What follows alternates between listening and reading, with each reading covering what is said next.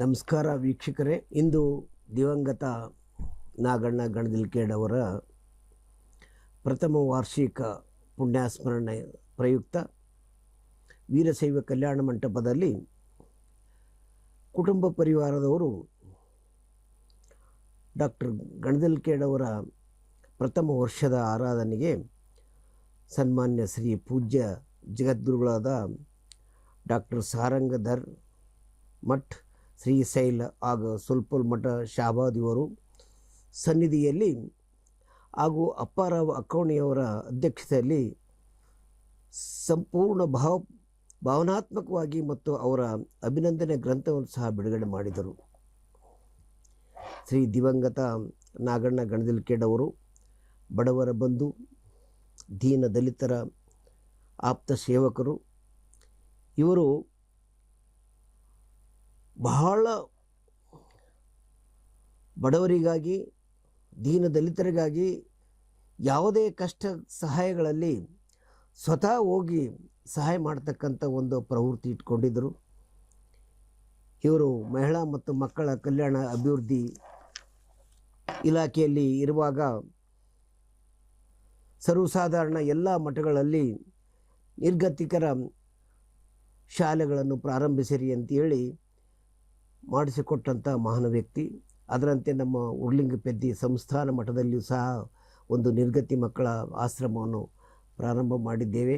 ಅವರ ಕಾಲದಲ್ಲಿ ಇಂಥ ಮಹಾ ವ್ಯಕ್ತಿ ಅವರು ಒಂದು ವರ್ಷ ಆಯಿತು.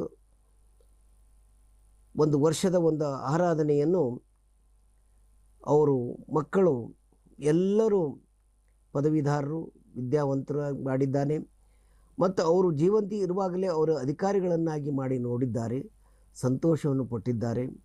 ಅಂಥ ಮಹಾನ್ ವ್ಯಕ್ತಿಯ ಕುಟುಂಬ ಪರಿವಾರದವರು ಅವರು ತಮ್ಮ ಆತ್ಮಪೂರ್ಣವಾಗಿ ಭಾವಪೂರ್ಣವಾಗಿ ಅವರ ಒಂದು ಪುಣ್ಯ ಆರಾಧನೆ ಈ ವೀರ ಕಲ್ಯಾಣ ಮಂಟಪದಲ್ಲಿ ಮಾಡಿದ್ದಾರೆ ಮತ್ತು ನೂರಾರು ಜನರಿಗೆ ದಾಸೋಹ ಸಹ ಮಾಡಿದ್ದಾರೆ. ಇದು ಅವರಿಗೆ ಒಳ್ಳೆಯ ಶ್ರೇಯಸ್ಸು, ಮಕ್ಕಳಿಗೆ, ಕುಟುಂಬದವರಿಗೆ ಒಳ್ಳೆಯ ಶ್ರೇಯಸ್ಸು, ಆರೋಗ್ಯ ಕೊಡಲಿ ಎಂದು ಹಾರೈಸಿ ಅವರ ಈ ಕಾರ್ಯಕ್ರಮವನ್ನು ನೋಡೋಣ ಬನ್ನಿ. ಶ್ರೀ ನಾಗಣ್ಣ ಗಣದಿಲ್ಕೇಡ್ ಅವರ ಪ್ರಥಮ ಪುಣ್ಯ ಸ್ಮರಣೆ ಪ್ರಯುಕ್ತ ಗಣದಿಲ್ಕೇಡ್ ಪರಿವಾರ ಮತ್ತು ಅಭಿಮಾನಿಗಳ ಬಳಗ ಕಲಬುರಗಿ ವತಿಯಿಂದ 28/9/2025 ಬೆಳಿಗ್ಗೆ 10:30ಕ್ಕೆ ವೀರಶೈವ ಕಲ್ಯಾಣ ಮಂಟಪದಲ್ಲಿ ಸಾರ್ಥಕ ಜೀವನ ಗ್ರಂಥ ಲೋಕಾರ್ಪಣೆ ಕಾರ್ಯಕ್ರಮ ಜರುಗಿತು. ಮೊದಲಿಗೆ ಭಾವಚಿತ್ರಕ್ಕೆ ಪುಷ್ಪಾರ್ಚನೆಯನ್ನ ಸಾರಂಗಧರ ದೇಶಿಕೇಂದ್ರಗಳು ಹಾಗೂ ಅಲ್ಲಮ್ಮ ಪ್ರಭು ಪಾಟೀಲ್, ಡಾಕ್ಟರ್ ಗಣದಿಲ್ಕೇಡ್ ಉಪನಿರ್ದೇಶಕರು, ಆರೋಗ್ಯ ಕಲ್ಯಾಣ ಇಲಾಖೆಯವರು ಪುಷ್ಪಾರ್ಚನೆ ಮಾಡಿದ್ರು. ಶ್ರೀ ಲಿಂಗೈಕ್ಯ ನಾಗಣ್ಣ ಗಣದಿಲ್ಕೇಡ್ ಸರ್ ಅವರು ಅನೇಕ ದಿವ್ಯಾಂಗ ಚೇತನರಿಗೆ ಸಹಾಯ ಹಸ್ತವನ್ನು ನೀಡುವುದರ ಮೂಲಕ ಅನೇಕ ನಿರಾಶ್ರಿತ ಹೆಣ್ಣು ಮಕ್ಕಳಿಗೆ ಮಹಿಳಾ ಮತ್ತು ಮಕ್ಕಳ ಕಲ್ಯಾಣ ಕಾರ್ಯಕರ್ತರಾಗಿ ನೇಮಿಸಿ ಹಾಗೂ ಕಾರ್ಯಕ್ರಮವನ್ನ ಪ್ರಾರ್ಥನಾ ಗೀತೆಯೊಂದಿಗೆ ಆರಂಭವಾಯಿತು.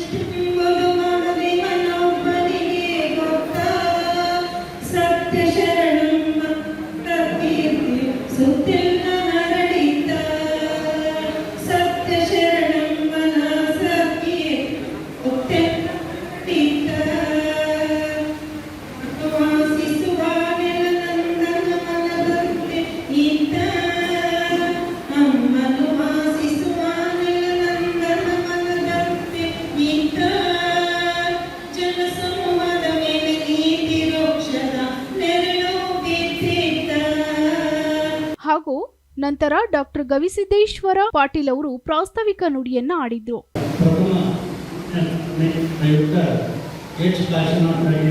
ಸಂಪಾದಿಸಿದ ಸಾರ್ಥಕ ಜೀವನ ಗ್ರಂಥ ಲೋಕಾರ್ಪಣೆಯ ಈ ಸಮಾರಂಭದ ದಿವ್ಯ ಸಾನ್ನಿಧ್ಯವನ್ನು ವಹಿಸಿಕೊಂಡು ಈ ಗ್ರಂಥವನ್ನು ಲೋಕಾರ್ಪಣೆಯನ್ನು ಮಾಡಲಿರುವ ಪೂಜ್ಯ ಶ್ರೀ ಜಗದ್ಗುರು ಡಾಕ್ಟರ್ ಸಾರಂಗರ ಮಹಾಸ್ವಾಮಿಗಳು, ಸಾರಂಗರ ಮಠ ಶ್ರೀಶೈಲ, ಸುಲ್ಭರ ಮಠ ಕಲಬುರಗಿ ಇವರ ಪಾದಗಳಿಗೆ ಕೊಡಮಾಡುತ್ತಾ ನಂತರ ಸಾರಂಗರಾಧರ ದೇಶಿಕೇಂದ್ರ ಮಹಾಸ್ವಾಮಿಗಳು ಮಾತನಾಡಿದ್ರು. ನಾಗಣ್ಣ ಗಣಗಲ್ಕೇಡವರ ನಮ್ಮ ತಂದೆಯವರು ಹರವಾಳದವರು, ನಾಗಣ್ಣ ಗಣಗಲ್ಕೇಡು ಹರವಾಳದವರು. ಇಬ್ಬರು ಬಾಲ್ಯದ ಗೆಳೆಯರು. ನಮ್ಮ ತಂದೆಯವರಿಗೆ ನಾಗಣ್ಣ ಗಣಗಲ್ಕೇಡವರಿಗೆ ಅನನ್ಯವಾದ ಸಂಬಂಧ. ಮುಂದೆ ಅವರು ಹೇಳ್ತಾ ಇದ್ರು, ಶರಣಯ್ಯ ನೀನಕ ದೊಡ್ಡವನಾಗಲ್ಲಪ್ಪ, ನಿಮ್ಮ ಮಗ ದೊಡ್ಡವಾಗಲ್ಲ. ನನಗೆ ನಮ್ಮೂರಿನ ಒಬ್ಬ ಸ್ವಾಮಿಗಳು ಈ ಮಟ್ಟಕ್ಕೆ ಹೋಗ್ತಾರೆ ಅನ್ನೋದು ನನಗೆ ಗೊತ್ತಿದ್ದಿಲ್ಲ. ಬಹುತೇಕ ನನಗೆ ಎಲ್ಲ ಆನಂದ ಅಂದರೆ 100 ಹಾಲು ಕೊಡುವಂತ ಆಗಿದೆ ಅಂತ ಹೇಳ್ತಿದ್ರು ನಾಗಣ್ಣ ಗಣಗಲ್ಕೇಡು. ನಾಗಣ್ಣ ಗಣಗಲ್ಕೇಡವರ ಬದುಕು ಹೇಗಿತ್ತು ಅಂದರೆ, ತನಗಾಗಿ ಮಾಡುವುದು ಉಪಜೀವನ, ಇತರರಿಗಾಗಿ ಮಾಡುವುದು ಒಳ್ಳೆಯ ಜೀವನ, ಇತರರಿಗಲ್ಲದೆ ಪರಹಿತಕ್ಕಾಗಿ ಮಾಡುವುದು, ಪರಮಾತ್ಮನ ಕಾಣುವುದು ದಾಸೋಹ ಜೀವನ ಏನಂತೇವಲ್ಲ, ಅದು ನಾಗಣ್ಣ ಗಣಗಲ್ಕೇಡು. ಉಂಡು ಉಳಿದಿದ್ದನೇ ಸಮಾಜಕ್ಕೆ ಅರ್ಪಣೆ ಮಾಡುವುದು. ಸಮಾಜವನ್ನೇ ದೀನರು, ದಲಿತರು, ಬಡವರು, ಗರೀಬರು, ನಿರ್ಗತಿಕರು, ಬಿದ್ದವರನ್ನ ಬಿಡುತ್ತಿರುವವರನ್ನ ಎತ್ತುವರಿ ಧರ್ಮ ಅಂದ್ರೆ ನಾಗಣ್ಣ ಗಣಗಲ್ಕೇಡವರು. ಅವರು ಇನ್ನೂ ಬಹುಕಾಲವರೆಗೆ ಇರಬೇಕಾಗಿತ್ತು. ಆದರೆ ದೈವ ಇಚ್ಛೆ ಅವರು ಹೋದರು ಕೂಡ ಅವರ ಪುಸ್ತಕ ಶಾಶ್ವತವಾಗಿ ಉಳಿದ ಅವರ ಸ್ನೇಹಿತರು ಕೆಲಸ ಮಾಡಿದ್ದಾರೆ. ಕಟ್ಟಿದ ಗುಡಿಗುಡ್ಡಾರಗಳು ಒಂದು ಬಿದ್ದು ಹೋಗ್ತಾ ಇದ್ದಾರೆ, ಕಟ್ಟಿದ ಮಠಗಳು ಬಿದ್ದು ಹೋಗ್ತಾ ಇದ್ದಾರೆ, ಕೋಟೆ ಕಟ್ಟಿದ ರಾಜ್ಯರು ಮಣ್ಣು ಮುಟ್ಟಿದ್ದಾರೆ. ಆದರೆ 900 ವರ್ಷ ಆದರೂ ಕೂಡ ವಚನ ಸಾಹಿತ್ಯ ಇವತ್ತಿಗೂ ಶರಣರು ಜೀವಂತರ ಎಲ್ಲಿ ಅಂತ ವಚನ ಸಾಹಿತ್ಯದಲ್ಲಿ ಸಾಹಿತ್ಯಕ್ಕೆ ಮಹತ್ವ. ಗಣಗಲ್ಕೇಡವರು ಹೋಗಿದ್ದಾರೆಂದರೂ ಕೂಡ ಅವರನ್ನು ಎಲ್ಲಿ ನೋಡಬೇಕು ಅಂದ್ರೆ ಅವರ ಗ್ರಂಥದಲ್ಲಿ ನೋಡಬೇಕು. ನಾವು ಈಗಾಗಲೇ ಗವಿಸಿದ್ದಪ್ಪ ಪಾಟೀಲ್ ಹಿಡಿದು ಅವರ ನಿಜವಾದ ಗವಿಸಿದ್ದಪ್ಪ ಪಾಟೀಲರು ಇಡೀ ಸಮಗ್ರವಾದ ಚರಿತ್ರೆಯನ್ನ ಅರ್ಧ ಗಂಟದಲ್ಲಿ ತಾವು ಮುಗಿಸಿದರು. ಸಾರ್ಥಕ ಜೀವನ ಅಂತ ಅಪರೂಪದ ವ್ಯಕ್ತಿ ನಮ್ಮೆಲ್ಲರಲ್ಲಿದ್ದರಲ್ಲ, ಅದೇ ಒಂದು ನಮ್ಮ ಭಾಗ್ಯ. ಅವರ ಕುಟುಂಬಕ್ಕೆ ಪರಿವಾರಕ್ಕೂ ಕೂಡ ಎಲ್ಲ ವ್ಯವಸ್ಥೆಯನ್ನ ಮಾಡಿಕೊಟ್ಟು ಸಮಾಜಕ್ಕೂ ಆಕಳ ತನ್ನ ಮಾಲಕಗೂ ಹಾಲು ಕೊಡ್ತದ, ತನ್ನ ಕರಿಗೂ ಹಾಲು ಕೊಡಿಸ್ತದೆ. ಹಾಗೆ ತಮ್ಮ ಮನೆಗೂ ಮಾಡಿದರು, ಸಮಾಜಕ್ಕೂ ಮಾಡಿದರು. ಯಾರು ನಾಗಣ್ಣ ಗಣಗಲ್ಕೇಡವರ ಸಾರ್ಥಕವಾದ ಬದುಕು. ಇನ್ನೂ ಅವರು ಇರಬೇಕಾಗಿತ್ತು. ಆದರೆ ಇವತ್ತು ದೈವಾಧೀನರಾಗಿದ್ದಾರೆ. ಅವರ ಪುಸ್ತಕವನ್ನ ನಾವೆಲ್ಲರೂ ಓದಿ ಅವರ ಹಾಕಿಕೊಟ್ಟ ಆದರ್ಶದಲ್ಲಿ ನಡೆಯೋಣ ಅಂತ ಹೇಳಿ ನನ್ನ ಮಾತಿನಿಗೆ ವಿರಾಮ ಕೊಡ್ತಾರೆ. ನಂತರ ಶಾಸಕರಾದ ಅಲ್ಲಮಪ್ರಭು ಪಾಟೀಲ್ ಅವರು ಮಾತನಾಡಿದ್ರು. ಒಂದು ವಿಶೇಷವಾಗಿರ್ತಕ್ಕಂಥ ಕಾರ್ಯಕ್ರಮ. ಒಬ್ಬ ಒಳ್ಳೆಯ ಮನುಷ್ಯ ಜೀವನದಲ್ಲಿ ಹುಟ್ಟು ಮತ್ತು ಸಾವಿನ ಮಧ್ಯದಲ್ಲಿ ಅವನ ಮಾಡಿರ್ತಕ್ಕಂಥ ಸಾಧನೆಗಳು, ಕೆಲಸಗಳು ಅಜರಾಮರವಾಗಿ ಉಳಿತಕ್ಕಂಥ ನೆನಪುಗಳು, ಅವೆಲ್ಲವನ್ನ ಅವರ ಹೋದ ನಂತರ ನಾವು ನೆನೆಸ್ಕೊಳ್ತಕ್ಕಂಥ ಕೆಲಸ ಮಾಡಿದ್ದಕ್ಕಾಗಿ ಇವತ್ತು ಆ ಕಾರ್ಯಕ್ರಮದಲ್ಲಿ 1 ವರ್ಷದ ನಂತರ ನಾವು ಭಾಗವಹಿಸಿದ್ದೇವೆ. ನಾಗಣ್ಣ ಗಣಗಲ್ಕೇಡವರು ನಮ್ಮ ಊರಿನ ಪಕ್ಕದವರೇ, ಸಂಬಂಧಿಕರೇ.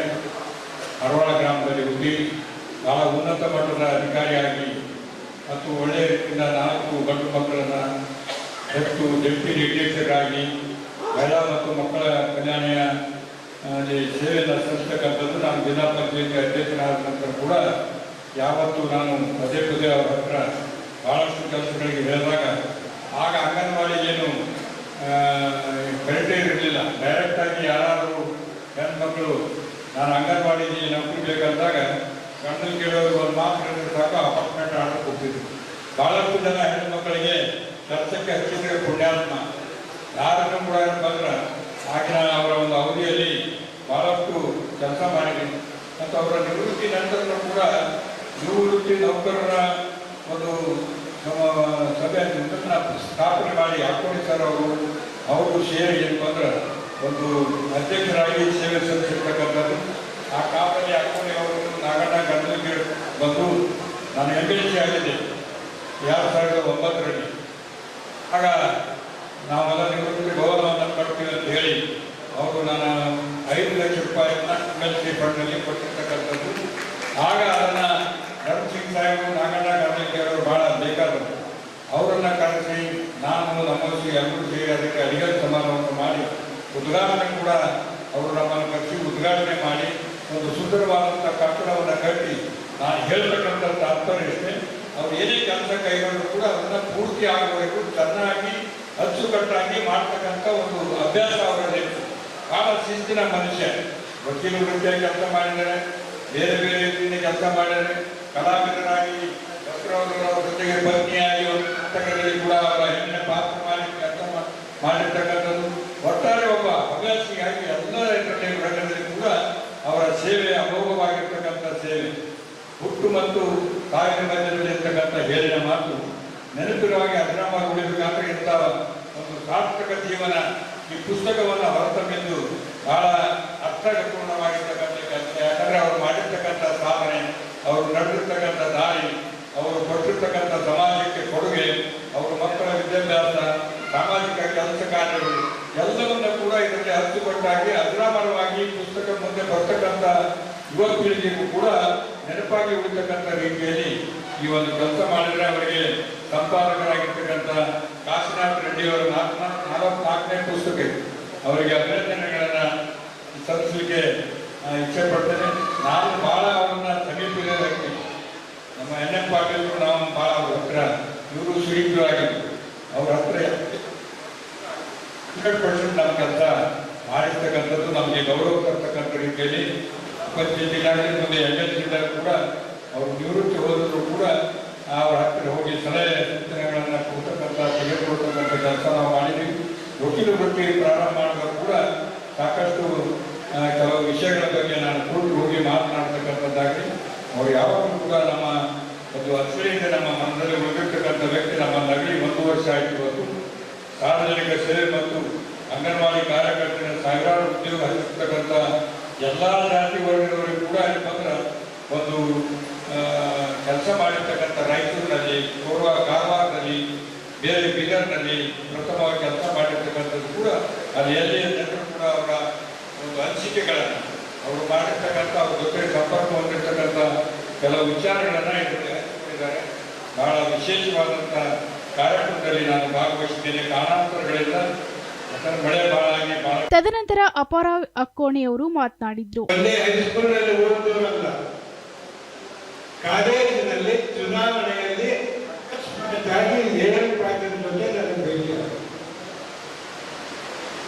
ಆಗಿನ ಆ ಸ್ನೇಹ ಎಂದಿನವರೆಗೂ ನಾವು ಸ್ನೇಹಿತರೂ ಅಲ್ಲ, ಸಹೋದರರೂ ಅಲ್ಲ, ಗಂಡ ಹೆಂಡತಿನೂ ಅಲ್ಲ, ಅದಕ್ಕಿಂತ ಮೀರಿನ ಸಂಬಂಧ ನಮ್ಮಲ್ಲಿ ಉಂಟಾಗಿದೆ ಅಂತ ಹೇಳಿ ಈಗಾಗಲೇ ನೋಡಿದ್ರಿ. ಅದರ ಯಾವ ರೀತಿಯಾದಂತಹ ಭಾವನೆಗಳನ್ನ ವ್ಯಕ್ತ ಮಾಡಬೇಕು. ಬಹಳ ಜನ ಗೊತ್ತಿದ್ದಕ್ಕಿಲ್ಲ. ಅವರು women and child welfare department ಅಲ್ಲಿ ಸೇರಿದ್ದು ಒಬ್ಬ ಕ್ಲರ್ಕ್ ಆಫ್ ಟೈಪಿಸ್ಟ್ ಆಗಿ. ಆಗ ನಾನು ಲಾ ಕಾಲೇಜಿನಲ್ಲಿ ಫಸ್ಟ್ ಇಯರ್ನಲ್ಲಿ ಓದ್ತಾ ಇದ್ದೆ. ಅವರು ಇನ್ನೂ ಫೈನಲ್ ಇಯರ್ನಲ್ಲಿ BA ಫೈನಲ್ ಇಯರ್ ಓದ್ತಾ ಇದ್ದ. ಅವನಿಗೆ ಎಂಪ್ಲಾಯ್ಮೆಂಟ್ ಎಕ್ಸ್ಚೇಂಜ್ ಇಂದ ಇಂಟರ್ವ್ಯೂ ಬಂದು ರಿಮಾಂಡ್ ಹೋಮ್ನಲ್ಲಿ clerk of typist post vacancy ಇದೆ ಅಂತ. ಆಗ ಅವನ ನಮ್ಮ ಮನೆಗೆ ಬಂದ. ಈಗ ಇಂಟರ್ವ್ಯೂ ಬಂದಿದೆ, ಏನು ಮಾಡಬೇಕು? ಅದನ್ನು ಆಫೀಸರ್ ಯಾರಿದ್ದಾರೆ ಅಂತ ಕೇಳಿದ್ರು. BC ಪಾಟೀಲ್ ಅಂತಿದ್ದಾರೆ, ಅವ್ರು ಮಾಡಿದ್ರೆ ಆಗ್ತದ, ಪರವಾಗಿಲ್ಲ, ಅವ್ರು ನಮ್ಮ ಕಾಲೇಜ್ ಲಾ ಕಾಲೇಜ್ ಸ್ಟೂಡೆಂಟ್ ಇದ್ದಾರೆ, ಅವ್ರಿಗೆ ಭೇಟಿ ಮಾಡಿ ಮಾತಾಡ್ತೀನಿ ಅಂತ ಹೇಳಿ. ಅವರು ಸೆಕೆಂಡ್ ಇಯರ್ನಲ್ಲಿ ಓದ್ತಾ ಇದ್ರು ಲಾ ಕಾಲೇಜ್. ಅವರ ಸ್ನೇಹಿತರು ಗಣಪತರಾವ್ ಪೂರ್ವ ಅಂತ ಬೀದರ್ನವರಿದ್ರು. ಅವರು ಬಹಳ ಕೆಲಸ ಕಂಜನ್ಸ್ ಆಗಿತ್ತು. ಗಣಪತರಾವ್ ಪೂರ್ವ ನಮ್ಮ ರಿಲೇಟಿವ್ ಆಗಿತ್ತು. ಹಾಗಾಗಿ ನಾನು ಗಣಪತರಾವ್ ಪೂರ್ವ ಕೂಡಿ ಹೀಗೆ ನಗರದ ಗಂಡನ ಕೇಂದ್ರ ಇಂಟರ್ವ್ಯೂ ಬರ್ತಾರೆ, ಅವ್ರಿಗೆ ಸೆಲೆಕ್ಟ್ ಮಾಡಬೇಕು ಅಂತ. ಹೌದಾ, ನಿಮಗೆ ಬೇಕಾದ್ರು ಅಂತಾರೆ. ನಾನು ಹೌದು ಆಯ್ತು ಮಾಡೋಣ. ಅವ್ರು ಸೆಲೆಕ್ಟ್ ಮಾಡೇಬೇಕು. ಮುಂದೆ ಅದೇ ಡಿಪಾರ್ಟ್ಮೆಂಟ್ನಲ್ಲಿ ಬೇರೆ ಬೇರೆ 3 ಹುದ್ದೆಗಳನ್ನು ಅಲಂಕರಿಸಿದರೂ ಕೂಡ ಡೆಪ್ಟಿ ಸೂಪರ್ಡೆಂಟ್ ಅಂತಾದ್ರು, ಅಸಿಸ್ಟೆಂಟ್ ಡೈರೆಕ್ಟರ್ ಅಂತಾದ್ರು, ಅವು ಯಾವ ಪ್ರಮೋಷನಲ್ ಪೋಸ್ಟ್ ಅಲ್ಲ. ಪ್ರತಿ ಸಲನೂ ಅವರಿಗೆ ಇಲ್ಲಿ ಅಪಾಯಿಂಟ್ಮೆಂಟ್ ಆಗಿದೆ. ಇಂಟರ್ವ್ಯೂ ಬರೋದು, ಅಪಾಯಿಂಟ್ಮೆಂಟ್ ಆಗೋದು. ಈ ರೀತಿಯಾದಂಥ ಒಂದು ಸಂಬಂಧವನ್ನು ಬೆಳೆಸಿಕೊಂಡು ಇವತ್ತಿಗೂ ನನ್ನ ವಾರ್ತಾ ಇಲಾಖೆಯಲ್ಲಿ ಎಲ್ಲ ಸಿಬ್ಬಂದಿ ಎಷ್ಟು ಗೌರವವನ್ನು ಕೊಡ್ತಾರೆ. ಮಹಿಳಾ ಮತ್ತು ಮಕ್ಕಳ ಕಲ್ಯಾಣ ಇಲಾಖೆಯಲ್ಲೂ ಕೂಡ ಎಲ್ಲ ಸಿಬ್ಬಂದಿಯವರು ಅದಕ್ಕೆ ಸಂಬಂಧಪಟ್ಟಂತ ಎಲ್ಲರೂ ಕೂಡ ಅದೇ ಒಂದು ಗೌರವದಿಂದ ಕಾಣ್ತಾರೆ. ಅಷ್ಟೇ ಅವ್ರ ನೆಂಟರು ಬೀಗರು, ಅವ್ರ ಆತ್ಮೀಯರು ಕೂಡ ಅಷ್ಟೇ ಗೌರವವನ್ನು, ಅವರಿಗೆ ಎಷ್ಟು ಗೌರವ ಕೊಡ್ತಿದ್ರು ನಮಗೂ ಅಷ್ಟೇ ಪ್ರೀತಿ ಗೌರವವನ್ನು. ಒಂದೇ ಒಂದು ಉದಾಹರಣೆ ಹೇಳಬೇಕಾದ್ರೆ ನಮ್ಮ ಡಾಕ್ಟರ್ ಹರ್ವಾಲ್ ಅವರು ಮಾತಾಡಿದ್ರು. ಅವರು ನನಗೆ ಇಲ್ರಿ, ನೀವು ನಮ್ಮ ಚಿಕ್ಕ ಕಾಕ ಇದ್ದಂಗೆ ಇರ್ತೀರಿ, ನೀವು ಕಾಕನೇ ನಮಗೆ ಆಗ್ತಕ್ಕಂಥ ಮಗವರು ಇವತ್ತಿಗೂ ಕೊಡ್ತಾರೆ. ಇದು ಯಾವ ಸಂಬಂಧ ನನಗೆ ಇವತ್ತು ಅರ್ಥ ಆಗಿದೆ. ಇಂಥ ಒಬ್ಬ ಸ್ನೇಹಿತರನ್ನ ಬೆಳೆದಿದ್ದೇ ಇರ್ತಕ್ಕಂಥದ್ದೇ ನನ್ನ ಜೀವನದ ಹೆಮ್ಮೆಯ ವಿಷಯ. ಇದಕ್ಕಿಂತ ಜಾಸ್ತಿ ನನಗೆ ಹೇಳಲಿಕ್ಕೆ ಶಬ್ದಗಳಿಲ್ಲ. ದಯವಿಟ್ಟು ಕ್ಷಮಿಸಿ. ಅವರ ಜೀವನ, ಅವರ ಆತ್ಮಕ್ಕೆ ದೇವರು ಹೆಚ್ಚಿನ ಸಂತೋಷವನ್ನು ಕೊಡಿ, ಶಾಂತಿಯನ್ನು ಕೊಡಿ. ಅವರ ಕುಟುಂಬದವರಿಗೆ ಇನ್ನೂ ಹೆಚ್ಚಿನ ಅವನ ಹೆಸರನ್ನು ಕೆಲವು ಮಕ್ಕಳೆಲ್ಲರೂ ಕೂಡ ಬಹಳ ಚೆನ್ನಾಗಿ ಮಾಡಿಕೊಂಡು ಹೋಗ್ತಾ ಇದ್ದಾರೆ. ಅವರ ಹೆಸರನ್ನು ಅವರು ಎಲ್ಲಿ ಕುಟುಂಬವಾಗಿ ನಡ್ಕೊಂಡು ಹೋಗ್ತಾರೆ ಅಂತಕ್ಕಂಥ ನನ್ನ ಒಂದು ಆತ್ಮವಿಶ್ವಾಸ ನನಗಿದೆ. ಆ ರೀತಿಯಾಗಿದ್ದಾರೆ. ಅದೇ ರೀತಿ ಇಲ್ಲಿ ಸೇರಿದವರೆಲ್ಲರೂ ನಾಗಣ್ಣನ ಬಂಧುಗಳು, ಸ್ನೇಹಿತರೇ ಆಗಿದ್ದಾರೆ ವಿನಃ ಇನ್ನೂ ಅವರ ಮಕ್ಕಳ ಜನ ಯಾರು ಇನ್ನೂ ಬರ್ಲಿಕ್ಕೆ ಕಟ್ಟಿಲ್ಲ ಅಂತಕ್ಕಂಥ ಮಾತು. ಇಲ್ಲಿ ಬಂದವರೆಲ್ಲರೂ ನಾಗಣ್ಣವರಿಗೆ ಬೇಕಾಗಿರ್ತಾರೆ. ನಾಗಣ್ಣವನ್ನು ಬಲ್ಲವರಿದ್ದಾರೆ. ನಾಗಣ್ಣ ಇದೊಂದು ಅಪ್ರತಿಮವಾದಂತಹ ವ್ಯಕ್ತಿ. ಬಹುಶಃ ಗಾಂಧೀಜಿಯವರು ತೀರಿಕೊಂಡಾಗ ಬರ್ನಾಡ್ ಅವರು ಮಾತು ಹೇಳ್ತಾರೆ, ಇಂಥ ಒಬ್ಬ ವ್ಯಕ್ತಿ ಇದ್ದ ಅಂತ ಹೇಳಿದ್ರೆ ಮುಂದಿನ ಜನಾಂಗ ಒಪ್ಪೋದು ಇಲ್ಲೋ ಅಂತಕ್ಕಂಥ ಮಾತನ್ನು ಹೇಳ್ತಾರೆ.